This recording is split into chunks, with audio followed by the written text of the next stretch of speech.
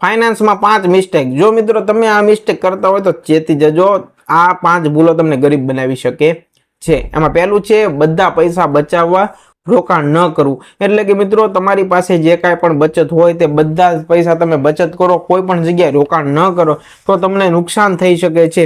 કારણ કે બચત એક જગ્યાએ સમય જતા પૂરી થઈ જશે મિત્રો, રોકાણ તમારું આગળ વધતું જશે, પૈસા તમારા વધતા રહેશે।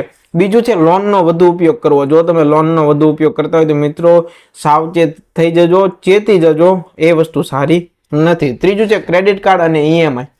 આ વસ્તુ અત્યારે ખૂબ ટ્રેન્ડિંગમાં છે પણ મિત્રો આગળ જતા તમને ખૂબ નુકસાન કરશે।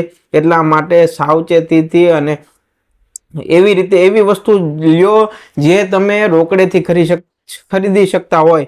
કે તમે માનો કે ફોન ખરીદવા ઈચ્છો છો તો તમે ફોન તમારો જે છે તે રોકડે ખરીદી શકો છો અને તમે ઈએમઆઈ થી લ્યો છો તો તમને ફાયદો થશે, બાકી નહીં થાય, તમે નુકસાનમાં રહેશો। અને તુરંત પૈસા બદલાવા વર્સસ લોંગ ટર્મ રોકાણ, આ પણ એક મોટી ભૂલ છે। અને ફાઇનાન્શિયલ પ્લાનિંગ કરવું નહીં।